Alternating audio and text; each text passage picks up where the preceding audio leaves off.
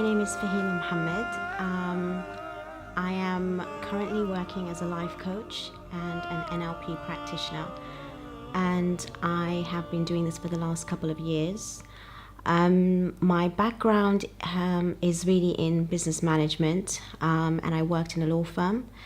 But then since then, I've been married with having two children, and it's only recently that I've had the life coaching career. Previously, I have been raised and brought up in South Africa. That's where I was born, and my family are all from there from many, many decades ago. I have history probably from my dad's side, who are from Afghanistan. A lot of South Africans, actually, the Muslims, they come from Malaysia, Indonesia, and parts of Asia. But I consider myself South African because we've been there for so many years. However, we grew up in a society that is of minority Muslims, but we have a very strong influence within the country. So we can hear the adhan, we can perform whatever rituals that we feel we can. So growing up as a Sunni, I, was very much exposed to religion in a big way, because the Muslim community in South Africa, even though they're in small numbers, they do practice. And the Sunnis in South Africa, when I was growing up, actually did majalis, and they did actually recognize the Ahlul Bayt. And for my family, it's quite normal. So it's only when I actually came to London when I was 11 that I realized the actual differences between Shia and Sunni. I never really heard of that too much growing up. And the curiosity started from when I was at college, when I was like 16, 17. I've heard bits and pieces of the Shia. People would mention that, they're not really Muslim, or, they don't believe in our Prophet, peace be upon him, because they believe in, the usual, they just believe in Imam Ali alayhi salam. So that was my first understanding when I first, heard of Shia Islam when I was in college. And I met an Iraqi girl. She was in my tutor when I was in college. And, we started talking. We were really good friends. And I questioned her about, Shia. And so she gave me lots of books and information, and I met her family. And in my college, there was a group of Iraqi people. And so, I just generally became friends with that group and sort of hung around with them a lot, and especially her and her family. And then when I read the books, I became more knowledgeable about it. And I was like, oh, this is what I've heard, that you're not really Muslim. And she started laughing, and then she kind of explained it to me. And just being curious, the kind of person that I am, and being brought up in a family that allowed me to be curious, because even though we have our ways, I was lucky enough to be brought up in a family that actually allows me to open my mind and, to study more and be open to learning more than just what they have taught me. And that's why it's led to this. As I read more about Shia Islam, it made so much more sense to me. It kind of answered questions that I felt I was never really, told about before. And things, in the past was very general or on the surface. Whereas when I studied more and read more about Shia Islam, it just sat naturally to me, and it made so much more sense. And I've always prayed, and my family have always made me, like when it's Friday, when it's Thursday night, when it's, certain times of the week, the month, whatever, we had to pray, we had to do, our salah, we had to read Quran, and, we were brought up like that. So I felt that, I always had the guidance, and I wanted more. So for me, this was like an opening. This was for me a way of, going into a path that was, really what was meant to be. So even though I moved from South Africa at the age of like 10, 11, came here and did my high school and continued with my family, still praying, and never left our religion and our ways of being brought up.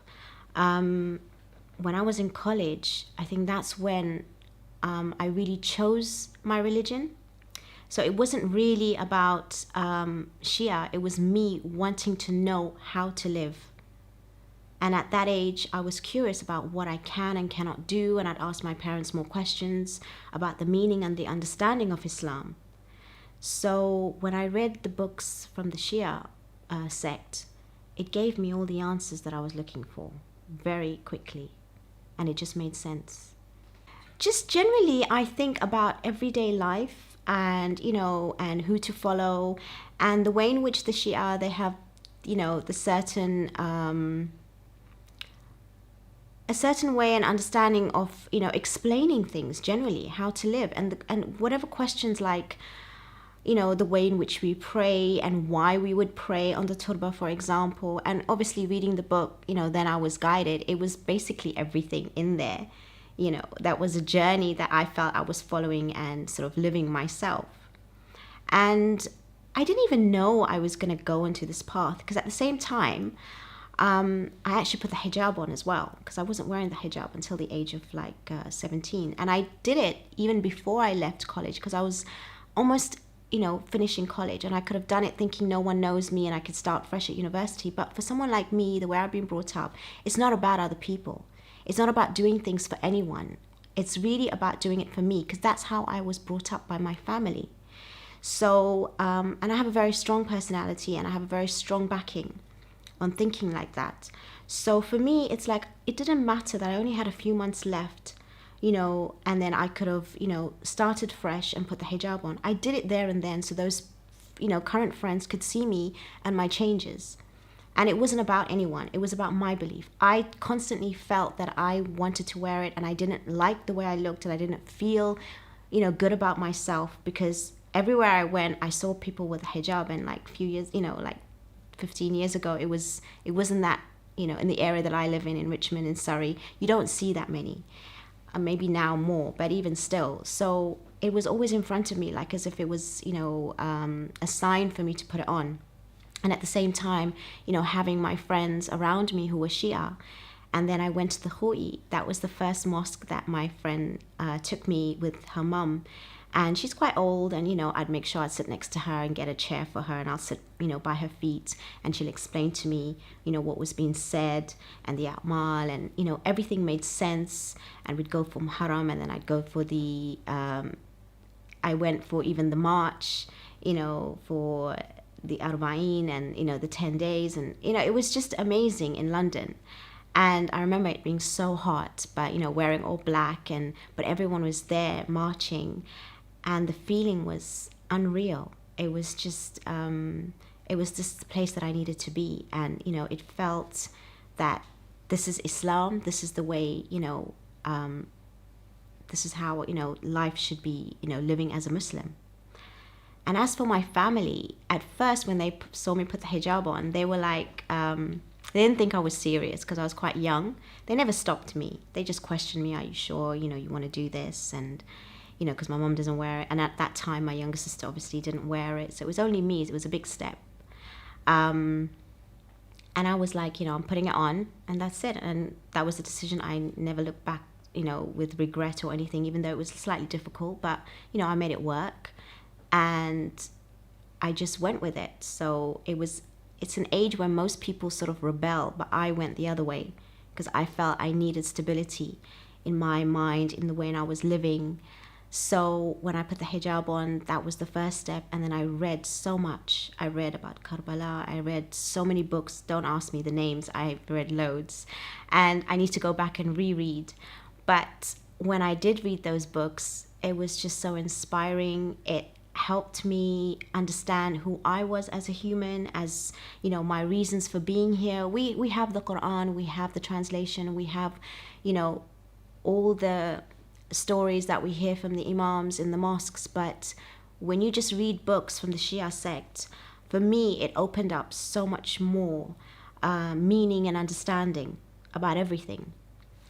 And questions generally are like, why are we here? Why are we doing what we're doing? The inspiration of all the characters that are mentioned, and just just generally, the stories, it just made sense. It was like chronologically, from the time of our prophet, peace be upon him, as well as, the family, and, the stories of even the companions and everything. It just sort of like the puzzle just came together, and it just made sense. It wasn't surface. It wasn't, just talk from picking, hadith from this book or that book. Everything just was solid. That's how it felt. It was just really solid information.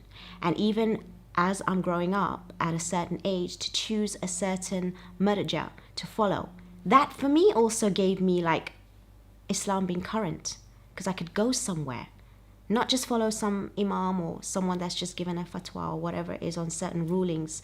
It was really, how can I say, it was just very current. It was modern, because this is Islam. It's everyday living. It's about issues that we're dealing with in this current situation, and I could go and get answers. So that's why I felt that, now I truly understand my religion. Now I truly understand what Islam means. And things I've heard growing up, it kind of made sense now.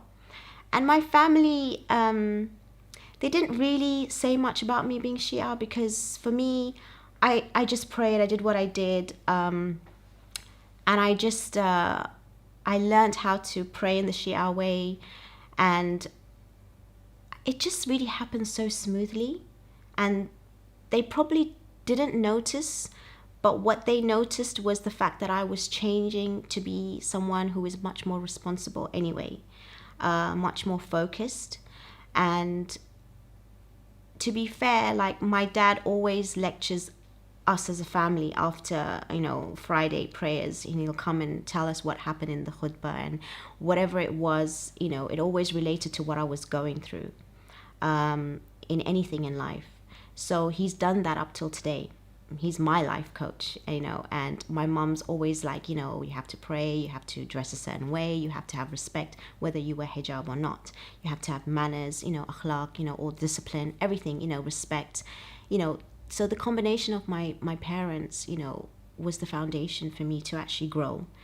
And the way in which they taught me Islam is that, I'm open. And when I told them and explained to them about the Shia, in the fact that, it's something that we did in South Africa as well, but only it's limited. And the Shia, it's a whole body of, exactly what Islam should be from beginning to end. So they didn't really, isolate me or think I was strange or deter me from being in that direction. They just let me be. But we do have our debates about certain things. And now it's a healthy debate, because it's just us sharing different ideas, and we are respectful.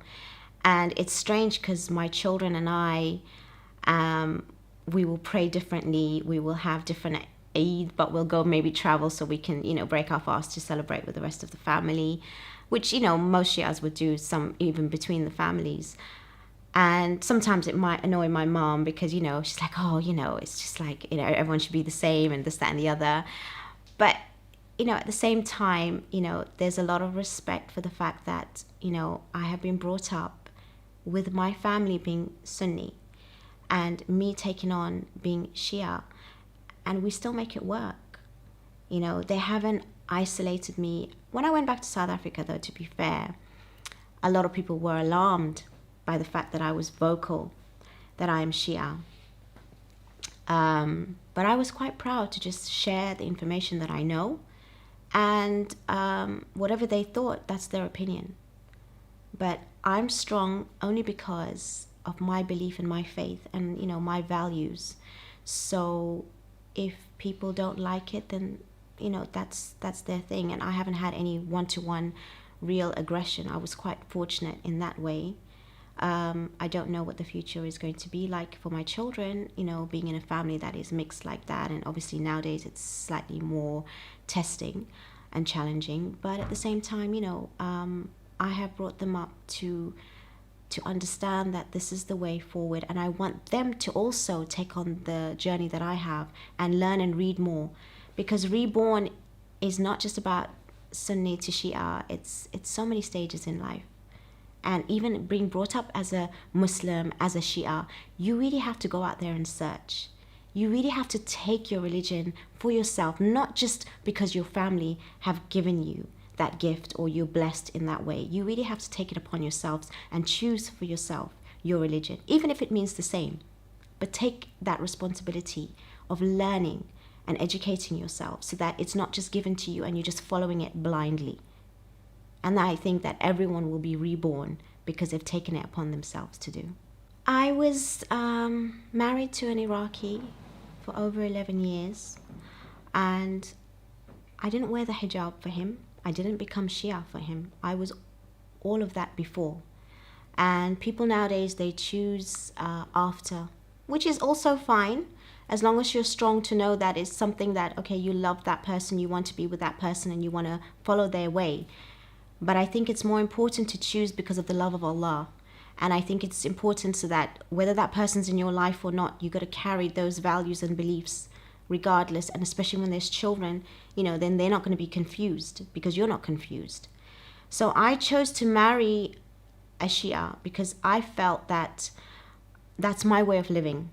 People can choose and say it doesn't matter with Shia and Sunni, and no, it doesn't matter. We're all Muslim, we have the basics and the foundations, but the way in which I live my life, it is part of my life. My religion is part of my life. The way I pray, the mosque that I go to, I would go to different mosques, but the way in which I choose to pray, the way in which I choose to follow certain rules and regulations, and I want my kids to, have that influence, then it's easier for me to have someone of the same understanding and belief. So I chose to marry someone who was Shia, and that was the first attraction, to marry. And he happened to be Iraqi, and we were married for over 11 years, have 2 beautiful children. Unfortunately for me, I was betrayed, and, we ended in divorce not very long ago, about 1.5 years ago. And that was another journey for me and another challenge for me because I was kind of reborn again.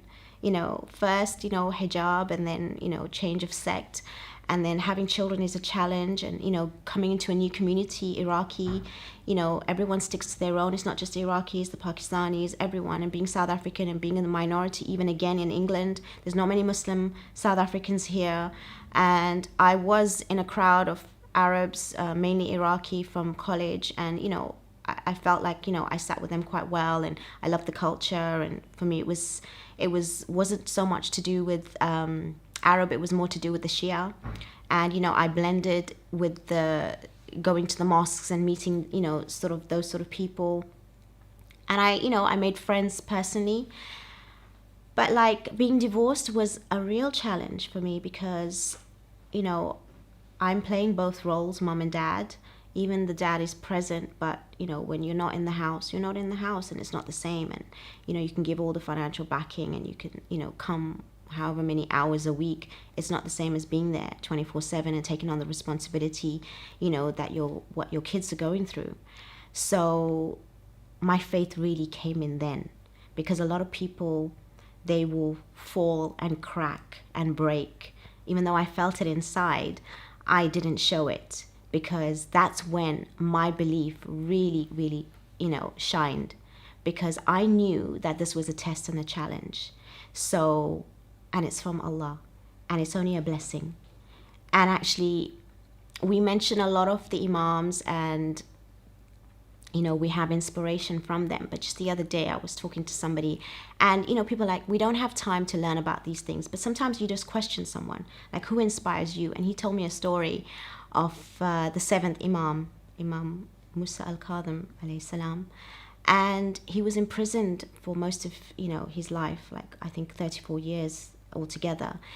But the way in which he looked at it was the fact that he thanked Allah for the fact that he was imprisoned, because it gave him the opportunity to actually be like, he looked at the prison as a sanctuary so he can pray within those 4 walls.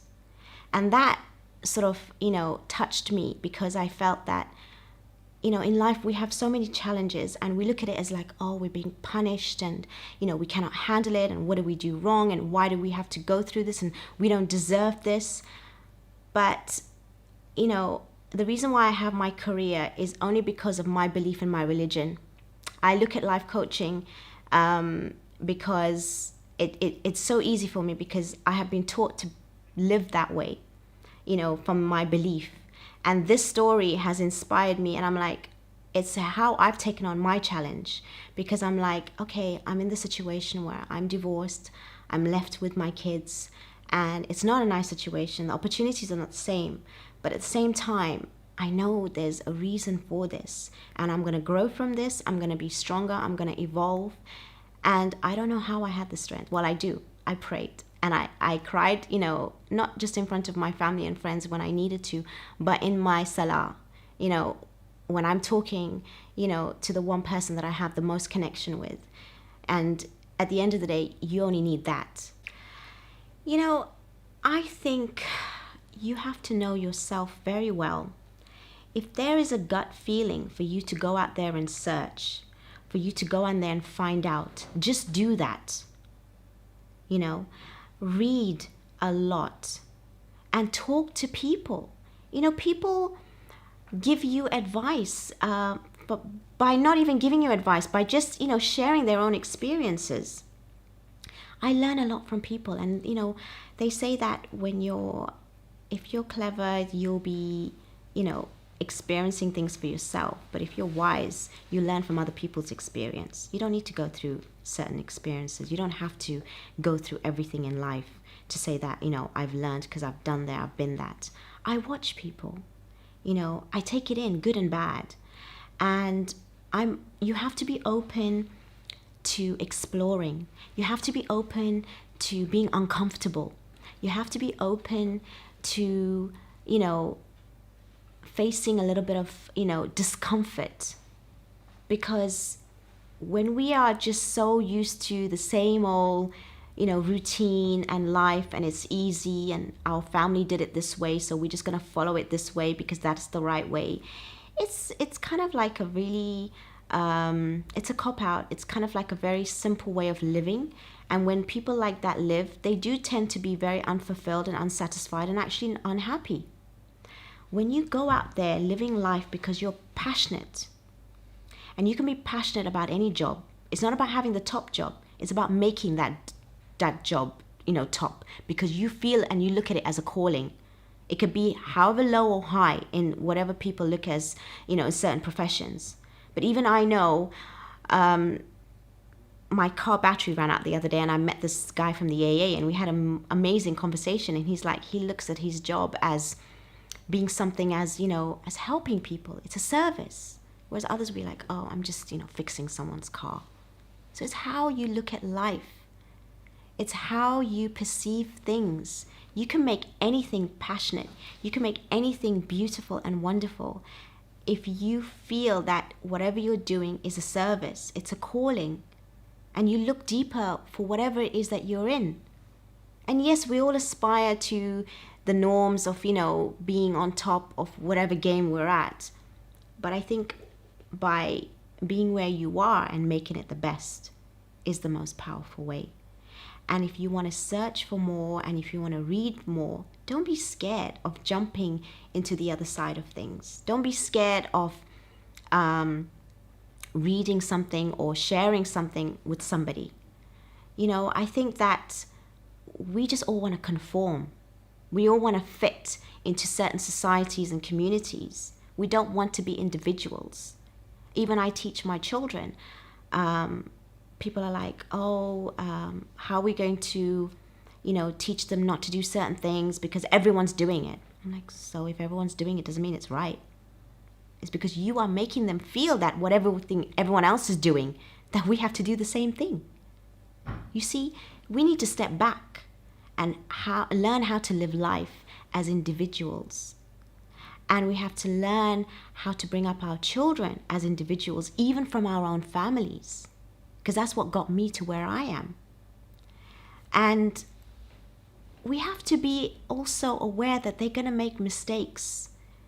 And we have to be there to be that support system and that influence. And we got to build that rapport. We got to build the trust with the people and the family around us, so that if they go astray, they're still going to come back to you, and you're going to still have that impact on them, which is stronger than their friends, because you've got that trust, and they know that they're going to trust what you say.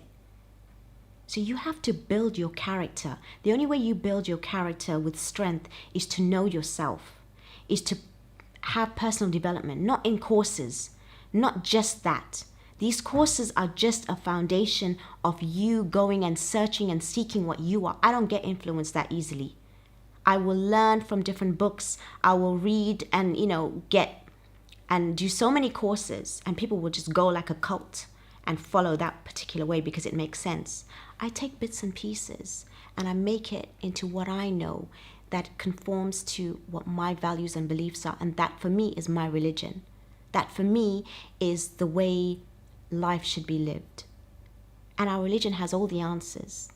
It's just that when you go to different courses, when you learn about mindfulness, when you learn about meditation, when you learn about, all the different things, it's already in our religion. It's just that we just don't know how to read it properly. But it's all in our religion. So everything I've learned, even psychology and being positive and, existentialism about, philosophy and life and how to be, it's all in Islam. But people are going to courses and they're making it like that's the way of living, which is fine because, I want to attract all crowds from all backgrounds. So I need that language. I need to articulate it in a certain way. But it's all within me anyway. Because if you're brought up in the proper Islamic way, it's all there. The key is there. The treasures are there. And even if you don't have all the knowledge, if you have the belief that you want something and you pray and you ask sincerely, there is no way that it's not going to come to you. Absolutely none. And I guarantee that.